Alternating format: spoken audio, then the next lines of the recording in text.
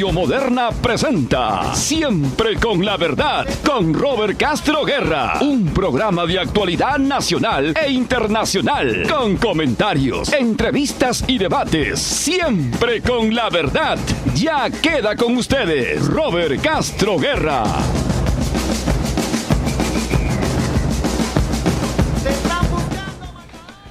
Buenos días, amigos de Siempre con la Verdad. Buenos días, amigos de Radio Moderna, Radio Papá. Programa número 10, Lima, 10 de abril del año 2017. Estamos aquí nuevamente, como todos los lunes, para comentar, presentar y debatir sobre noticias del ámbito fundamentalmente político y social, lo que ha sucedido el fin de semana, lo que ha sucedido durante la semana pasada. Francamente que hay noticias bastante interesantes, además como indignantes, ¿no? Por ejemplo, continúa el tema de los huaicos, pero los huaicos de la corrupción, lamentablemente. Bueno, ya esto parece una cuestión que no nos... Tenemos que hacer un programa especial para el tema de la corrupción, porque prácticamente nos quita toda la hora comentar sobre estos temas, ¿no? Durante la semana hemos tenido, pues, y ayer se han visto reportajes en los diferentes canales de televisión respecto de dos puntuales temas, ¿no? El tema de lo que pasó con el alcalde Chilca, ¿no? Que fue detenido, integrante de una banda terrible, una banda que ha amasado una fortuna, y él, no sé qué palabras tomar, qué palabras decir, pero se le ha encontrado pues hasta un estadio dentro de su casa. O sea que ya no hay ningún límite, y yo más creo que en este caso particular del alcalde de Chilca es un poco la ignorancia, ¿no? Porque este señor, que no tenía oficio ni beneficio, llega ahí a ser alcalde por una cuestión seguramente económica, habrá invertido más, qué sé yo, cómo habrá hecho su campaña para haber obtenido de parte de la población. Ojo, que la población no se equivoca, la población puede ser engañada, pero la población no se equivoca. La voz del pueblo es la voz de Dios, y eso hay que tenerlo siempre presente, pero lamentablemente sí hay momentos en que el pueblo puede ser engañado y puede ser optado para que vote de una u otra manera, ¿no? Entonces, lo que ha pasado en Chilca me parece que ahí va por ese camino, y además la ignorancia de un alcalde como el señor que ha sido detenido y que integra la banda de los rucos, ¿no? Francamente que es una cuestión escandalosa y ignorante de parte de él, porque ¿cómo se le ocurre pues tener un estadio como si nadie se pudiera dar cuenta? Tarde o temprano tenía que estar. Al jefe de la banda también efectivamente, al jefe de la banda también lo capturaron. Ni siquiera él era el jefe de la banda.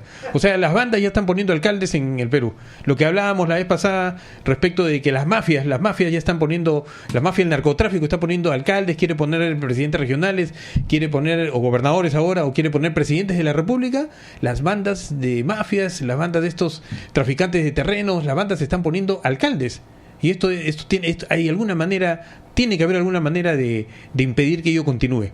En breve vamos a tener aquí en la cabina al doctor Martín de Acevedo García. Él es regidor de Lima Metropolitana, pero más allá de su cargo que hoy día ostenta, es un experto sobre temas justamente de municipalidades y de regiones, y vamos a conversar con él. A ver si pueden hacerlo. Ya sé, justamente el doctor de Acevedo está haciendo ingreso acá a la cabina. Vamos a tenerlo ya para conversar con él. Y mientras tanto vamos hablando de algunos otros temas que nos preocupan. Por ejemplo, nos preocupa el tema de lo que pasó la semana pasada. La semana pasada tuvimos comentamos, ¿no?, que lamentablemente un canal de televisión y después varios medios de comunicación hablaron sobre el tema de Kenji Fujimori, y le daban una cobertura espectacular. Pero eso no fue gratuito, para mi entender. Este tema era una cuestión premeditada, arreglada, organizada, orquestada, porque se venía el 5 de abril. Y el 5 de abril, pues como todos sabemos, se cumplió el pasado 5 de abril 25 años justamente de ese autogolpe que dio el señor Alberto Fujimori, hoy día en prisión, y que está tratando por todos los medios no solamente de salir de prisión a través de alguna amnistía o algún indulto presidencial, sino también de seguir con esta dinastía de gobierno a través de su hija o de su hijo.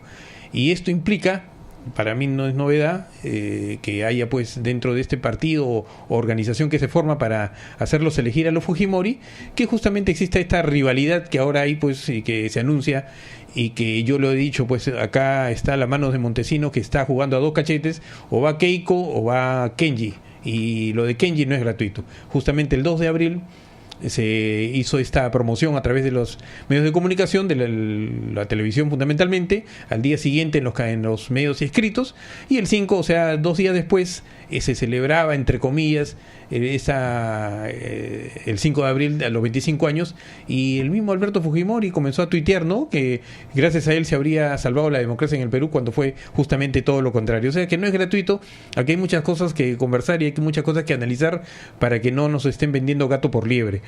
La semana pasada también hemos tenido pues una barbaridad, pues este señor Bienvenido Ramírez, bienvenido no sé dónde, porque en realidad lo que dijo no solamente afectó y agredió y ofendió a todos los que sufren de Alzheimer. El Alzheimer es una enfermedad terrible, terrible, y las familias y es más, no solamente para el que lo sufre, sino para las familias que tienen justamente pacientes con este problema, ¿no? Entonces, hablar tan ligeramente, por decirlo menos, del tema del Alzheimer y además involucrar al tema de la lectura, cuando acá en el Perú lo que nos hace falta es lectura. La comprensión de lectura está por los suelos. Los índices hemos visto pues no todos los índices de medición respecto del nivel de comprensión de lectura, comenzando por ahí, porque a veces uno lee y no comprende, que es lo peor. Entonces está por los suelos en el Perú, y entonces ligar un tema grave como es el Alzheimer, que en el Perú pues no hay, así como muchas otras enfermedades, el Estado no tiene una política de desarrollo o política de salud pues para el desarrollo de un tratamiento para este tema, tampoco lo hay para el tema de la lectura. Y él, al ligar el tema del Alzheimer con la lectura, pues ¿a cuánto se espantaría? Muchas bromas se han tejido, pero más allá de la broma, esto es una cuestión muy seria y debería ser, francamente, por más disculpas o perdón, etcétera, debe ser llamado a la atención y procesado, ¿no? Ahí está la comisión de ética, porque no puede ser que un médico, si fuera una persona lega sobre el tema, un lego, ¿no?, pero un médico que hable sobre cosas de esa naturaleza es francamente indignante, y no podemos tener pues un representante de la patria con ese nivel de conocimientos hablando sobre estas cuestiones en pleno parlamento. Pero bueno, decíamos que continuamos con los temas. Durante la semana hemos tenido, y acá justamente acaba de salir de cabina un congresista con quien han estado hablando el tema de la reconstrucción.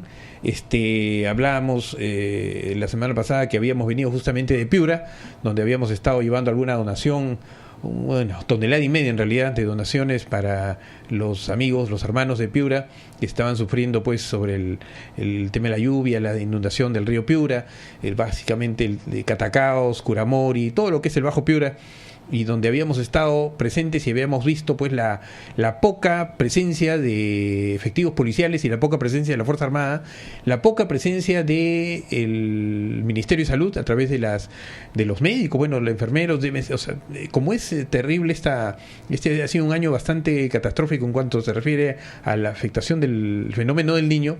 Y seguramente pues como también lo explicaron, debe ser muy poco la respuesta que tiene el Estado. No se veía, y allí en Piura no se veía pues más que la asistencia de parte de brigadas de privados que se habían organizado de alguna manera, colectivos que se habían organizado, médicos, enfermeras, etcétera, para brindar un apoyo a los amigos de Piura que estaban pasando pues por momentos bastante terribles. Entonces, pero yo decía también, ¿no?, que tenía que hacerse algo en forma inmediata, porque no iban a esperar pues que las aguas se calmen, que el río pues que el río baje, que no llueva para hacer algo. Tenían que ser inmediatamente. Los zancudos pues estaban comiéndose a la gente prácticamente viva. Y allí la fumigación, no he visto yo fumigación. Yo he recorrido todo el sector, he estado 3 días recorriéndome prácticamente mañana, tarde y noche en todo ese sector de Piura, y no he visto las fumigaciones que supuestamente habían. Entonces a lo mejor habrían, pero como no tienen tanta maquinaria, no habría pues la posibilidad de atender a todo el sector que estaba siendo afectado allá. Y eso ha dado como consecuencia de que nos anuncien que ya hay pues este tema del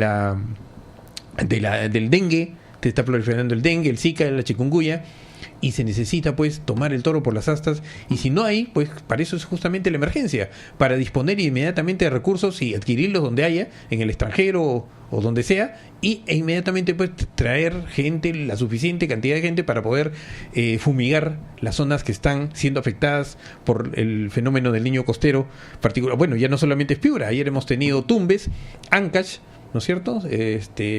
Y nos han anunciado también que hay una alerta ya en la selva, por los ríos de la selva, la sierra, en realidad Costa, Sierra y Selva está siendo afectada. Y bueno, lo que ha hecho el gobierno entre estos días es por lo menos ampliar la emergencia, ¿no? En 45 días. Algunas regiones como Ancash, Cajamarca, La Libertad e Ica, se anuncia casi 160.000 damnificados según una cifra oficial del COIN, pero con ello todavía no se ve más que diagnóstico, están haciendo censos, pero no hay un trabajo efectivo, por lo menos lo que espera la población de manera inmediata, porque la población no va a esperar pues un mes para que se pongan recién vamos a ver a quién nombran de director, porque se dijo que ya no iba a haber un SAR, pero ahora va a haber un director general de la reconstrucción. Y mientras se nombre ese director general, no sé si van a estar con las manos cruzadas rogando a Dios que no llueva, y eso es pues prácticamente inadmisible. No podemos esperar ello. Mientras la desgracia climática, decíamos, pues está acá esperando pues que el ministro anuncie su director de reconstrucción. Teníamos pues al alcalde de Chilca detenido, tenemos también al señor Félix Moreno, gobernador del Callao, que ha sido también detenido porque se ha procesado por un problema que ya todos sabemos, en la coima de 2 millones que habría recibido el señor, de $2 millones, ¿no?, que habría recibido el señor Moreno de parte de Odebrecht para la construcción de la Costa Verde en el lado del Callao. En fin, hay varios temas que todavía vamos a conversar aquí. Ya tenemos en cabina a nuestro amigo Martín de Acevedo García. Vamos a una pausa y retornamos, por favor. Continuamos aquí en Siempre con la Verdad, Radio Moderna, Radio Papá. Programa número 10 de abril del año 2017. Y decía que teníamos ya en cabina al doctor Martín de Acevedo García. Él es regidor de Lima Metropolitana, pero además de eso es uno de los más conocedores, expertos diría yo, especialista en temas de asuntos municipales y asuntos también de gobierno regional. Y tocando justamente el tema, Martín, buenas tardes, muchas gracias por tu presencia en esta cabina. El tema que nos convoca hoy día no solamente es el ámbito que tú desarrollas como regidor, fiscalizador, legislador en el caso de Lima Metropolitana, sino quisiera aprovechar para preguntarte, ante estas prácticamente tenemos una inundación de denuncias contra alcaldes, contra gobernadores, tenemos 6 o 7 presidentes regionales o gobernadores regionales presos. Entonces es algo, no solamente ya se le está escapando de las manos al Estado y a la ciudadanía el control o no hay control. No sé de qué manera pueden los gobiernos locales y regionales efectivizar un control sistematizado para evitar la corrupción o disminuirla a su mínima expresión. No sé qué nos puedes contar, Martín. En primer lugar, muchísimas gracias por la invitación, Robert, amigos de Radio Moderna, y a tu programa, felicitarte por este programa. En efecto, el tema de la corrupción a nivel de los gobiernos subnacionales, se podría decir, gobiernos locales y gobiernos regionales, aparentemente es mucho más grande que en el gobierno nacional, pero en verdad en todas las esferas del poder y en todos los niveles de gobierno de la estructura del Estado peruano ocurre eso, solo que en el caso de los alcaldes es más notorio o más numeroso porque son 1.852 en todo el Perú, las municipalidades entre provinciales y distritales. Son 26 gobiernos regionales y es un solo gobierno nacional, y se podría, en todo caso, desde ese punto de vista, no estoy justificando, se nota más, ¿ya? Se nota más, pero al final todos los niveles de gobierno han contratado con Odebrecht. Y para contratar con Odebrecht había que pasar por la sección 4, creo que le llamaban, donde previamente se acordaba una coima y esta se concretizaba, y ahí recién se venía a ejecutar la obra. Todos los niveles de gobierno. Sí, además, en algún momento se decía que a Toledo no se lo quiere regresar porque inclusive estaría de por medio en juego el presidente de la República. ¿Por qué? Porque cuanto más lejos se mantenga Toledo, y si es posible no regrese o se muera fuera del país, mejor para el gobierno. Eso es lo que en algún momento se dijo cuando, por ejemplo, en una sola noche salió el presidente un mensaje a la nación hablando sobre Toledo y su extradición, la ministra de Justicia en otro canal y el ministro de Interior en otro canal, en un solo día, en una sola noche. Todo concertado. Todo, claro, porque en política no hay coincidencias. ¿Para qué? Para que el retorno de Toledo o sea tarde o mal o nunca. Uh-huh. ¿Y de qué manera? Bueno, efectivamente eso es lo que está pasando. O sea, yo decía justo cuando el tema de Odebrecht, que no solamente debíamos fijarnos en los presidentes que hemos tenido y que tenemos en este momento, sino tenemos que ver los otros gobiernos, los municipales, los regionales, que seguramente, bueno, tenían algunas perlas y lamentablemente las perlas han sido y han caído pues estrepitosamente, ¿no? Porque nos han inundado de denuncias y en todas partes se están cociendo habas, como diría. Pero ¿de qué manera podemos controlar esta cuestión? Ya ya sabemos que hay corrupción, cómo disminuir la normatividad, la ley orgánica de municipalidades, la ley de regiones, ¿no? Orgánica de regiones. ¿Dónde está, dónde debe efectivizarse ese cerrojo para evitar que la corrupción pueda continuar libremente? Muy bien, Roberto. Robert, perdón, si eso está pasando es porque alguien en el sistema de gobierno y del Estado está haciendo mal su trabajo. Cuando algo ocurre es porque alguien está haciendo mal su trabajo. ¿Contraloría? ¿Quién está haciendo mal su trabajo? El Sistema Nacional de Control, que tiene a la cabeza la Contraloría por un lado y desde el punto de vista administrativo hasta poder denunciar, pero por otro lado también tenemos al Poder Judicial, al Ministerio Público y ya en menor tamaño o en temas propiamente políticos, el Congreso de la República, y los propios gobiernos locales a través de su sistema establecido de que tienen un ejecutivo y también tiene un consejo o municipal o regional que lo fiscaliza y lo debe hacer. Pero ese sistema es el que está funcionando mal, no de ahora. Acuérdense del caso del señor Álvarez. Es un tema que tenía años y tiempos y muchísimo tiempo y estaba metido hasta probablemente un congresista al que hasta ahora no se le toca en todo ese sistema. Estaba metido el fiscal decano que ya estuvo en la cárcel, ya salió también por exceso de carcelería en el sistema de Álvarez, y eso digamos en una sola palabra para que entiendan tus oyentes, reventó cuando la chica esta que era hija del enemigo político del señor Álvarez, hizo sentar a todo el sistema del Estado ahí en Ancash y patéticamente les reclamaba por la muerte de su padre. Ahí estaba el Contralor y ahí estaban todos, el premier, el presidente del Poder Judicial, el fiscal de la Nación, todos patéticamente yendo que la chica llora ante ellos para que recién el sistema se eche a andar y Álvarez caiga. Así como también ocurre, y se sabe desde hace muchísimo tiempo, creo que son 25 o 27 años que tiene bajo su poder, bajo su férula, como si fuera es como si se hubiesen enquistado en el poder. El Callao está a cargo de Chimpún Callao, como una cofradía que gobierna hace 25 o 30 años y se sabe que funciona organizadamente con la policía, organizadamente con los delincuentes convictos o confesos o por ser delincuentes, y también se sabe que ellos, para aminorar el sistema y contrarrestar la fiscalización, al Poder Judicial le hacen su sede en Ventanilla, al Ministerio Público le hacen su sede en otro distrito, y así es. Entonces el sistema se va manteniendo, y el gran ingreso que tiene el Callao por el canon aduanero, que dicho sea de paso debería ser redistribuido de mejor manera, como ya se dijo también con el canon minero en el caso de Ancash, la cantidad de dinero en el Callao, la cantidad de dinero en Ancash ha generado eso, mientras el Sistema Nacional de Control no veía la corrupción como no quería ver ahora.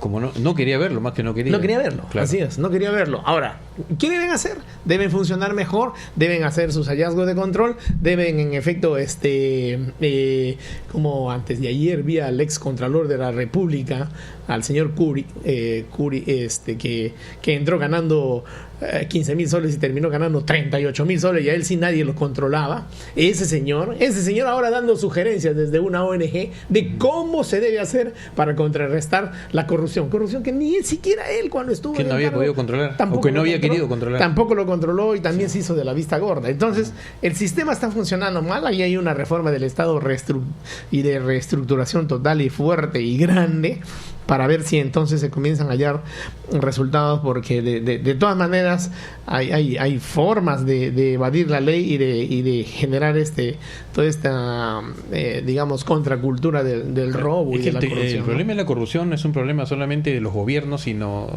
per se, sino tenemos acá infiltrado pues en el Poder Judicial, en la Fiscalía, en la Contraloría, en la Policía, en todo ámbito de cosas está metido como un pulpo de tentáculos infinitos.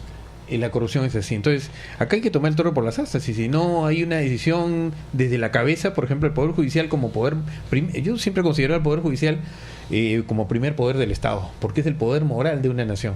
Pero si la cabeza del Poder Judicial, o el grupo que encabeza la Corte Suprema, o los que dirigen administrativamente el Poder Judicial, no toman el toro por las astas, o tal vez el Consejo Nacional de la Magistratura, que bueno, están ahí dando sus pasos, ¿cómo se llama? Prácticamente como bebés, no toman el toro por las astas, entonces esto va a continuar. Y estamos viendo, pues, ¿no? El Callao y el tema del narcotráfico en el Callao, pues es terrible, ¿no? El Callao tiene puerto, tiene aeropuerto, por ahí sale y entra todo, ¿no es cierto? Y el gobierno regional, esa es otra pregunta que te iba a hacer. En el caso del Callao puntualmente, y tal vez en el caso de Lima también, tenemos un gobierno regional y un gobierno municipal, provincial, ¿no? En la misma jurisdicción, en el mismo territorio, como también sucede en el caso de Lima, y esa era la otra pregunta que te iba a hacer, y respecto de ¿cuál es la diferencia? O sea, ¿deben haber gobiernos regionales donde hay un gobierno provincial? La actual estructura del Estado y la legislación lo ha determinado así.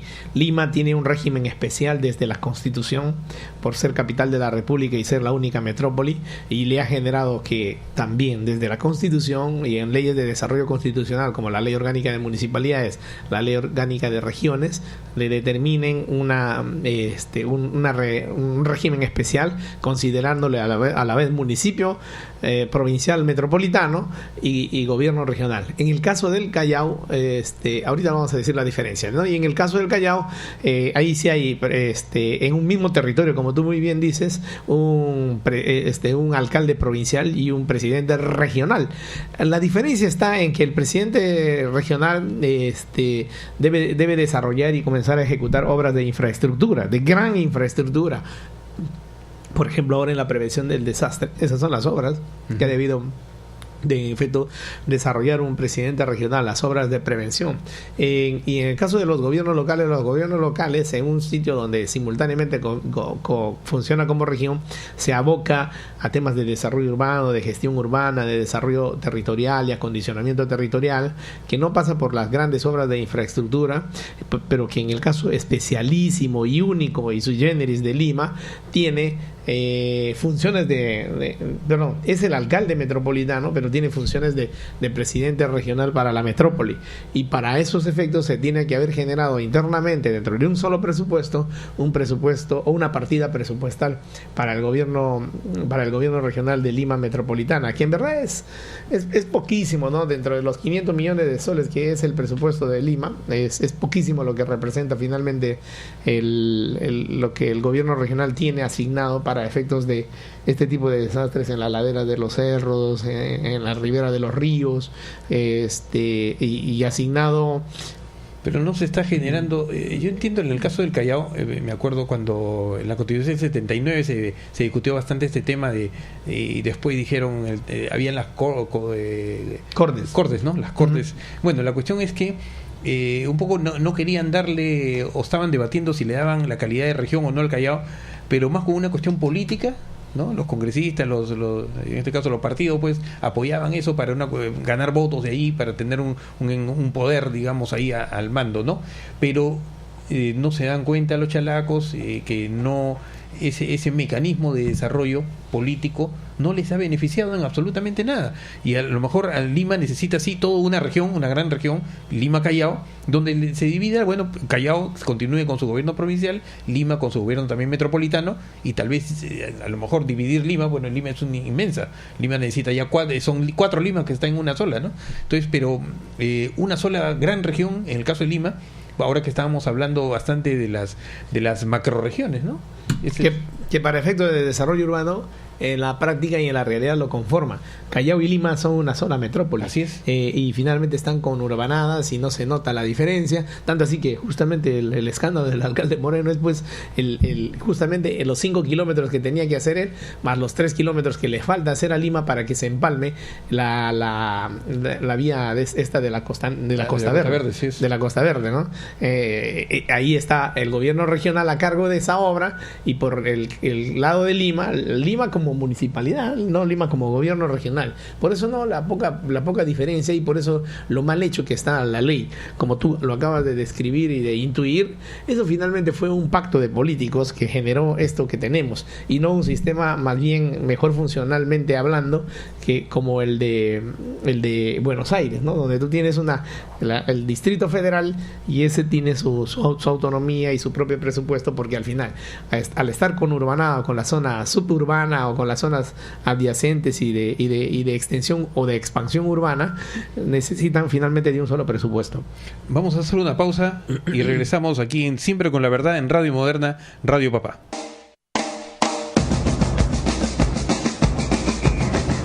Continuamos en Siempre con la Verdad, programa número 10, y antes de proseguir quiero agradecer, como todos los lunes, todas las semanas, a Naricitas. Naricitas, tu mejor opción en fiestas infantiles. Con ellos aprenderás con diversión y te divertirás aprendiendo. Y en horas locas, las mejores para tu quinceañero y matrimonio. Puedes comunicarte al 241-3083 o entrando a la página web www.naricitas.com o escribiendo a eventos@naricitas.com. Si quieres celebrar y que sea inolvidable, solo Naricitas te pone la diversión. Naricitas. Muchas gracias, Naricitas, por apoyar a este programa, Siempre con la Verdad. Estamos en cabina con el doctor Martín de Acevedo García y conversando sobre varios temas de índole municipal y regional, fundamentalmente los temas de corrupción, de control, y estamos haciendo una diferenciación, si el término lo permite, respecto de lo que son los gobiernos locales, municipales, provinciales, y los gobiernos regionales, que a veces se ubican en una misma jurisdicción, una misma localidad, como es el caso del Callao y como es el caso de Lima Metropolitana. Y nos estaba explicando el doctor Martín de Acevedo justamente las diferencias que habían, pero básicamente por la normatividad que existe desde hace mucho tiempo, y seguramente también, como lo conversábamos entre los dos, respecto de algunos acuerdos políticos que ya datan de hace bastantes años y que la historia ha quedado así. Pero creemos que ahora que estamos en plena reconstrucción o nueva construcción, porque no queremos una reconstrucción del país sobre lo mal hecho, sobre las malas construcciones, no solamente en Lima, hablo de todo el país, en Piura, Tacna, en Tumbes, en la selva. Entonces hay construcciones irregulares que se han hecho sin control.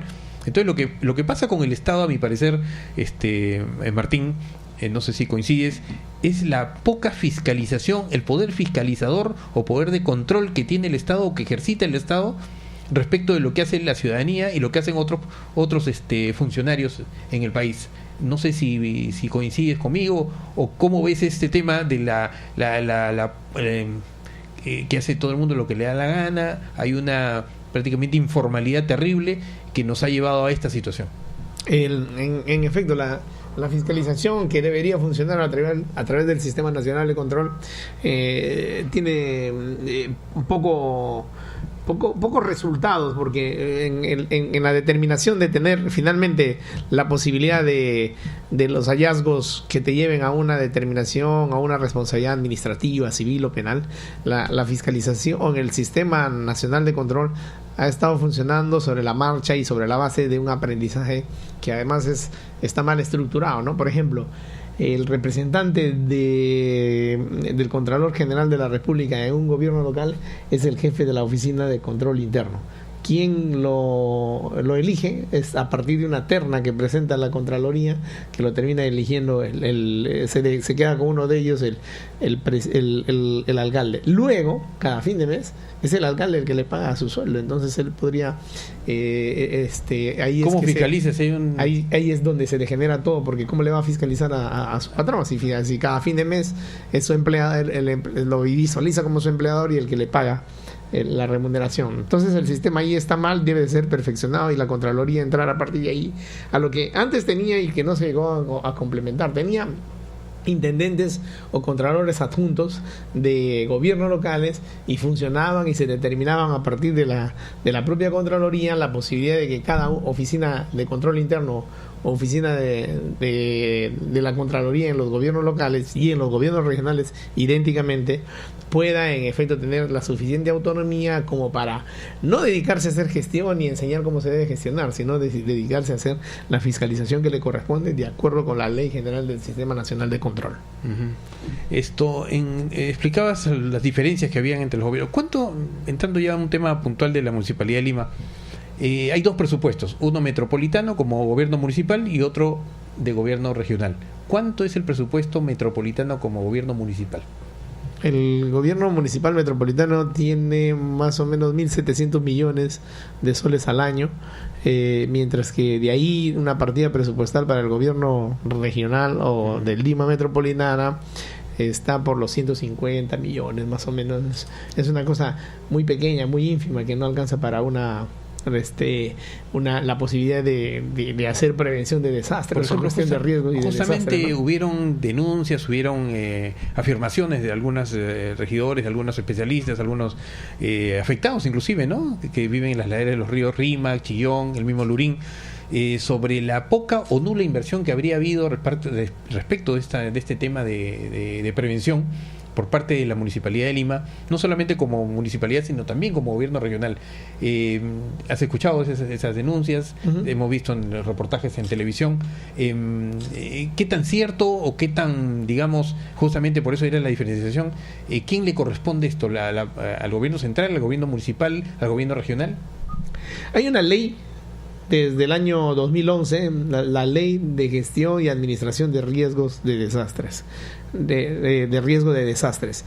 Esa ley estructura todo un sistema de esta administración de riesgo de desastres, que está a cargo de la PCM, entonces del presidente del Consejo de Ministros, y tiene un consejo de administración nacional, un consejo nacional que está conformado por 8 ministerios y el presidente de la República y el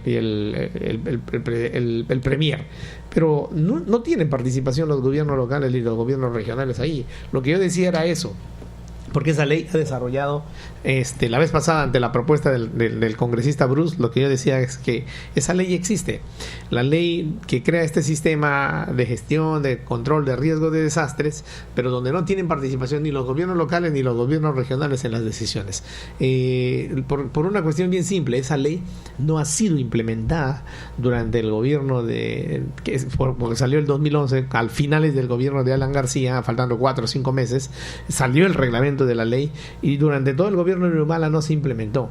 Al gobierno mismo de Kuczynski lo agarró ya el desastre con todo encima, y ellos lo que hicieron es una cosa aparentemente bien práctica. Voltearon donde los alcaldes y voltearon donde los presidentes regionales a decirles: ustedes no han hecho prevención de desastres. Como si esa ley no se ha implementado iban a hacer prevención de desastres.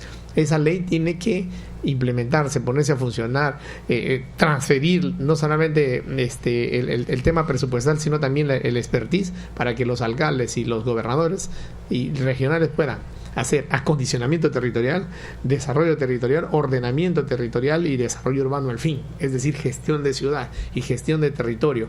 Y solamente así se va a poderle decir en esa mesa: acá está tu presupuesto, acá está entonces tus funciones y acá están tus competencias para que puedas hacer prevención, que es lo que no se ha hecho, pero no porque los alcaldes, no porque los gobernadores les correspondía hacer, sino porque al propio gobierno nacional le correspondía implementar esta ley. Con una pregunta sencilla se da cuenta todo el mundo. Ahora, todo el mundo conoce el COE. Antes de estos desastres, ¿se conocía el COE? Pero no se conocía, nadie lo conocía, nadie lo mencionaba, pero sí existía y sí tenía un presupuesto y sí tenía un jefe y dependía del presidente del premier y del presidente de la República. Ahora todo el mundo lo conoce. ¿Por qué? Porque el gobierno nacional, para desarrollar bien esta gestión, y a propósito de las subidas de puntos del presidente de la República, de los ministros, ha metido cualquier cantidad de dinero en los medios de comunicación, y en verdad están trabajando bien, pero eso también se visualiza muy expeditivamente en todos los medios de comunicación, de modo que ahora sí se conoce qué es el COE, ahora sí se conoce que hay y el COE no es otra cosa que el ejecutivo de esta ley. Entonces, no es verdad esta denuncia que salió que Castañeda Locio habría destinado recursos para la emergencia, para la prevención, para terminar una obra en la Costa Verde, había una explanada que hizo con un paseo. No, porque los presupuestos están debidamente separados y debidamente distribuidos. Uno si coge un presupuesto de una partida presupuestal para gastarla en otra, comete el delito de malversación de fondos. Uh-huh. Si eso hubiese ocurrido, no ahora, mucho antes, la Contraloría, el Sistema Nacional de Control, la propia Fiscalía ya hubiese puesto manos en este tema y en esta materia en el gobierno metropolitano. Pero estábamos diciendo que lo que es Contraloría no funciona muy bien, ¿no? Claro, pero en el caso de Lima Metropolitana, como está a 6 cuadras, ahí está desde antes de que vengan los desastres. Se esté investigando la caída de ese puente, habiendo caído colapsado 35 puentes en toda la provincia de Lima. ¿Y qué está pasando en este caso, ya entrando un poco más a la gestión misma del doctor Castañeda Locio? En las gestiones anteriores ha tenido dos gestiones bastante positivas, muy buenas, a decir de las encuestas y de los resultados posteriores que ha tenido el doctor Castañeda en las elecciones. Los funcionarios salían positivamente a dar sus explicaciones, salían airosos de cuánta pregunta había, pero en esta gestión se ve a los funcionarios como que están o adormitados, o son otros funcionarios que no responden a las expectativas de lo que se espera de un alcalde como Castañeda Locio. Qué bueno que lo notes eso. El tema es que el alcalde sigue siendo el mismo, con el mismo temperamento, ejecutor y solucionador de problemas. Es un gerente en la práctica, ¿no? Más que político, por eso habla poco, pero además tiene aproximadamente 557 funcionarios de confianza en toda la metrópoli, que es bastante gente, ¿no? Pero a ello hay que agregarle que hay que saber transmitir bien y a tiempo, y eso sí está fallando en la gestión del doctor Castañeda en esta oportunidad, porque no hay un mecanismo de comunicación rápido y expeditivo. Por ejemplo, en el tema de los puentes, ¿por qué no se cayó el puente Trujillo y el puente Balta y todos estos puentes? Porque han tenido su mantenimiento por la propia gestión metropolitana de Lima en noviembre del año pasado, en septiembre del año pasado, y así con la periodicidad que la ejecución técnica de un puente indica. No es porque ¿Y este puente que se cayó? Perdón, que se desplomó. Y este puente que finalmente se desplomó. Este puente ha tenido un error seguramente en el origen propiamente de su ejecución y de su posición y de su posicionamiento, porque se supone que es un puente que así se cayese el punto de apoyo, se supone que se sujetaba con las cuerdas estas, claro. O esas cuerdas estuvieron mal hechas desde un principio, o esas cuerdas no tuvieron el mantenimiento debido, que es cada 5 años que debe de tener su mantenimiento. El puente tiene 7 años, ha debido tener su mantenimiento en el 2014. Probablemente es investigación interna, supongo que... Por supuesto, ahora está en marcha no solamente la nuestra, la del propio, porque el Consejo Municipal Metropolitano ha formado una comisión investigadora, sino también está la Fiscalía y está también la Contraloría, reactivamente siempre. El puente se ha debido en efecto mantener si tenía una de estas dos cualidades, o su mantenimiento correcto o su ejecución desde un principio bien hecha. Pero ¿qué pasa cuando a ti te presentan un proyecto y un puente y una cosa de esta naturaleza?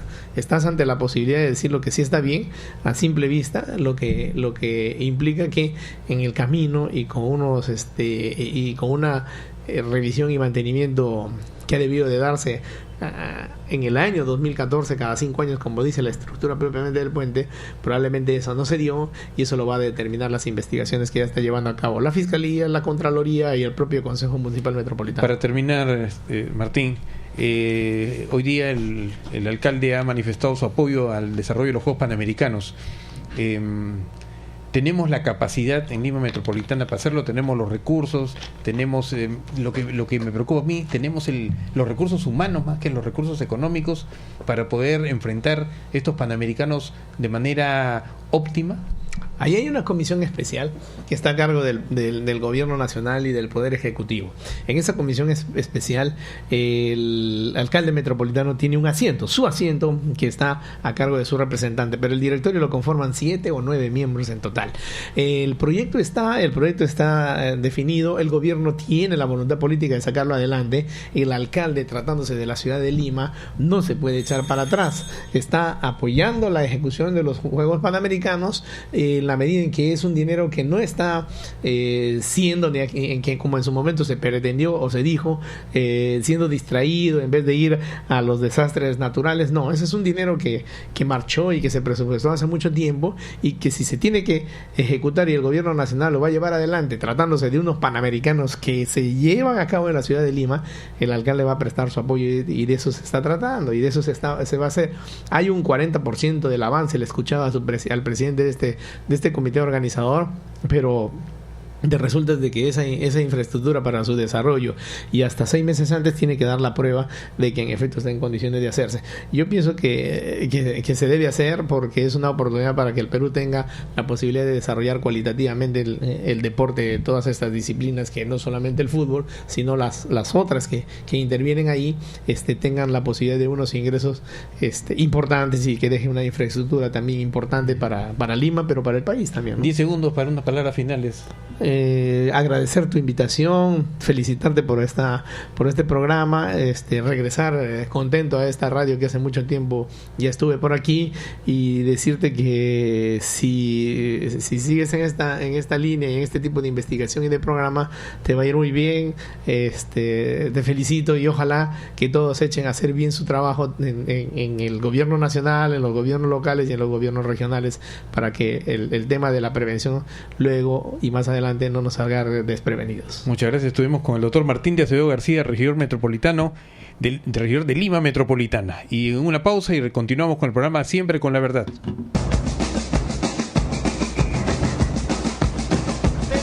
Continuamos en Radio Moderna, Radio Papá, con Siempre con la Verdad. Voy a dar lectura a un artículo que lo voy a tomar como editorial de esta semana, en virtud justamente de los 25 años de historia que no debemos repetir, y que la semana pasada cumplimos el 5 de abril. Y el artículo, que justamente tiene fecha 5 de abril, dice así: no podía terminar este día 5 de abril sin comentar por este medio respecto a los 25 años que cumple el autogolpe de Estado perpetrado por una mafia que se instaló en el Perú el año 1992, con Alberto Fujimori y Vladimiro Montesinos a la cabeza, y con un poder total y absoluto para todo. Estaba por nacer mi segundo hijo, Robert Marcelo, y nuestro Perú vivía una crisis económica terrible dejada por el gobierno militar de Juan Velasco Alvarado y Francisco Morales Bermúdez Cerruti, que se acentuó con Fernando Belaúnde Terry y se empeoró a la enésima potencia por la inflación que nos llevó el doctor Alan García Pérez. La violencia terrorista era criminal. Se contaban por miles los muertos y en millones los dólares de pérdidas materiales por los atentados de Sendero Luminoso y el movimiento revolucionario Túpac Amaru. Las universidades nacionales y hasta privadas habían sido infiltradas por la ideología del comunismo maoísta de Sendero Luminoso y del marxismo-leninismo del MRTA. El Estado, sostenido por los partidos políticos, entre comillas, partidos políticos de la época, no estaba en condiciones de enfrentar esta situación, salvo que sus líderes tomaran la decisión de hacerlo, porque sí era posible un acuerdo nacional en este sentido. Como vemos, esto nunca sucedió. Intereses de todo tipo primaron antes que el Perú. Era evidente que la violencia existente la generaban otros intereses ocultos, principalmente venidos del narcotráfico, que querían un Perú liberado del control para sus negocios ilícitos. La corrupción creció en todos los niveles del Estado y todos los políticos estaban metidos en este inmundo pantano. Una guerra civil podía desatarse, impulsada por cualquier aventurero, milico o civil. Ante esto, la mente maquiavélica del ex agente de la CIA y traidor a la patria Vladimiro Montesinos Torres, abogado que resolvió, entre comillas, varios temas respecto del lugar y fecha de nacimiento de Alberto Fujimori, ya había sido visto como salida que le iba a significar la entrada a Vladimiro Montesinos y a su banda a todo un poder absoluto para monopolizar el negocio del narcotráfico en el Perú. Aprovechándose de la casi nula aceptación que tenían los partidos políticos, del total rechazo ciudadano al Congreso bicameral de entonces, así como del repudio al Poder Judicial, Tribunal de Garantías Constitucionales, Contraloría General de la República, gobiernos regionales como municipales, el 5 de abril de 1992 decidieron comunicarle al país que en nombre de la democracia y para salvarla, se disolvía lo que quedaba de ella. Fue la noche de un domingo caluroso que nos agarró fríos, pero luego del baldazo, el pan y circo de la dictadura fujimontesинista se encargó de hacer creer a la mayoría de los peruanos que todo era por su bien, por nuestro bien. Y la historia ya la sabemos. Un narcoestado se instaló en el Perú. El gobierno de Alberto Fujimori es considerado el gobierno más corrupto de la historia peruana. Si conocemos de presidentes corruptos que se levantaron al país en peso, pues Fujimori se levantó lo que 10 de estos presidentes corruptos hicieron. Es un delincuente de lesa humanidad. Alberto Kenya Fujimori Inamoto, su verdadero nombre, es considerado el 7º presidente más corrupto del planeta. Desde el mismo día de este quiebre de la democracia, salimos a las calles a denunciar tal ignominia. Pese a no ser escuchados, jamás bajamos los brazos y continuamos la pelea por las libertades conculcadas por la mafia dictatorial hasta su caída el año 2000. Hoy, un cuarto de siglo después, solo escribo estas líneas para recordar que en nombre de la democracia, cuántas barbaridades se han cometido. Escribo esta línea para recordarle a mis hijos que por todo y ante todo, la libertad, la democracia y la patria están primero. Para contarles a los jóvenes peruanos que no conocen esta historia, que la misma puede volver a repetirse si es que nos dejamos llevar por esos cantos de sirena, muchas veces promocionados por medios de comunicación comprados, tal como ahora sucede con la propaganda que hace a su ahijado y candidato presidencial de Vladimiro Montesinos, Kenji Fujimori Iguchi. No podemos permitir que nadie se aproveche de nuestra democracia, débil pero democracia al fin. No podemos permitir que nadie nos lleve de las narices a decidir sobre nuestro futuro, porque ya vemos que solo ello traerá beneficio, pero para unos cuantos. Hoy que la corrupción es el peor problema nacional, corresponde a todos los peruanos honestos, transparentes y de buena voluntad tomar las acciones que sean necesarias y dar la batalla democrática a esos políticos sin honor. ¡Viva la democracia! ¡Viva el Perú! Así titulé este artículo, que, repito, tiene fecha 5 de abril, hace exactamente unos 5 o 6 días, o menos, y donde subrayo el tema de la ignominia que fue el 5 de abril con el autogolpe, y que después Alberto Fujimori, a través de algunos tweets y algunos otros medios de comunicación, se han encargado de levantar como que ellos, si no hubiesen tomado esta decisión, no hubiese habido la democracia que hoy tenemos, y es totalmente falso. Pero bueno, los partidos políticos en realidad no existen. Ahorita tenemos organizaciones que se están preparando para las municipales, cada uno están comprando su kit como independientes que van a presentarse aparentemente, pero no hay partidos políticos, no hay ideologías, mucho menos doctrina, no hay organización, no hay preparación de nuevos líderes, los jóvenes que deben tomar la batuta en breve para levantar justamente este país que está pasando por momentos bastante delicados a raíz no solamente de la corriente del niño, sino de la irresponsabilidad y la corrupción en que estamos imbuidos. Algunos aspirantes ya a la alcaldía en carrera, se mencionan a Gustavo Guerra García, ¿no? O a José Luna Galvez, otro señor Julio Gagó. Ahí en el partido Guzmán también no le cierran las puertas a Enrique Cornejo, que ha anunciado también que va con Contigo Perú, o Contigo Lima, algo así, su movimiento del señor Enrique Cornejo, que todavía está, tiene todavía cuentas por rendir ante la justicia. Miguel Saldaña también es otro personaje que está anunciándose como posible candidato para la alcaldía de Lima. Manuel Velarde, Guerra García también abre un movimiento, se llama Avanza Lima. Luna Galvez, ya dijimos, y Enrique Wong formarían un partido político nuevo. José Luna postularía a la alcaldía del 2018, dicen las notas.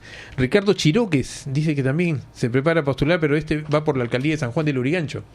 Igual Quique Peramás lanza a Esther Capuñay como candidata a la alcaldía de Lima. O sea, ¿dónde queda Enrique Peramás? Seguramente va a continuar como burgomestre del Rímac, pero aunque ya no hay reelección, por lo menos hasta el momento han quedado ahí en stand-by esos proyectos del fujimorismo por haber una reelección, y estamos viendo pues que aquí ya no se debe permitir las reelecciones por las consecuencias nefastas para los temas de corrupción que estamos viviendo en estos momentos. Julio Gagó sería también una carta innovadora, según manifiestan, ¿no? Contigo Lima. Javier Velázquez dice que también se presentarían en el APRA. Bueno, en fin, los partidos están, como digo, pasando por penurias. Se ha postergado el Congreso del APRA, el PPC no se sabe qué va a pasar, en Acción Popular también están que se matan internamente. En realidad, Dios quiera que esta Semana Santa que hemos iniciado ayer con el Domingo de Ramos, haga reflexionar a todos, no solamente a los políticos, a los gobernantes, sino a todos los peruanos, para poder salir de esta crisis y que Dios quiera pues que pronto pasen los problemas que hemos estado sufriendo, no solamente con el tema del clima, sino fundamentalmente con el tema terrible que es la corrupción. Estamos terminando esta 10ª jornada aquí en Siempre con la Verdad, agradeciéndole a todos los radioescuchas de Radio Moderna, Radio Papá, por su presencia en esta edición de Siempre con la Verdad. Muchas gracias y hasta la próxima semana. Buenas tardes.